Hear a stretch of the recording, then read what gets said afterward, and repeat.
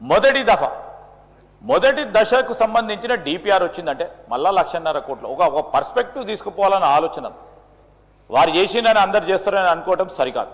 రెండవది, ఈరోజు జంట నగరాలకు సంబంధించిన ప్రధానమైన సమస్య అధ్యక్ష, మేము ఓపెన్గా చెప్పాము, డిస్కషన్ చేస్తాము రండి, షార్ట్ డిస్కషన్ చేపడతామని చెప్పామని అధ్యక్ష. అయినా కానీ ఈరోజు షార్ట్ డిస్కషన్ మేము రాం అన్నట్టు వారి వైఖరి కనబడతా ఉంది. ఈరోజు మూసీ నది ప్రక్షాళనే విషయంలో వారికి చిత్తశుద్ధి లేదు.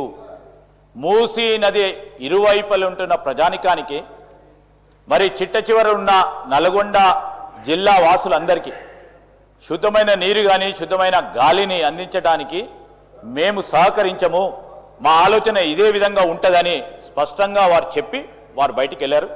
ఇప్పటికైనా వారిలో మార్పు రావాలని మేము కోరుతా ఉన్నాం మీ ద్వారా.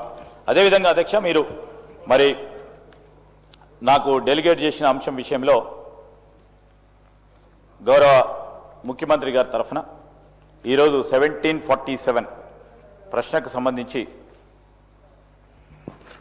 మొదటి ప్రశ్నకు సమాధానం లేదండి, రెండో ప్రశ్నకు సమాధానం ఈ ప్రశ్న ఉత్పన్నం కాదు, మూడో ప్రశ్నకు సమాధానం ఈ ప్రశ్నకు ఉత్పన్నం కాదు, డి ప్రశ్నకు సమాధానం ప్రశ్నకు మరి ఉత్పన్నం కాదు.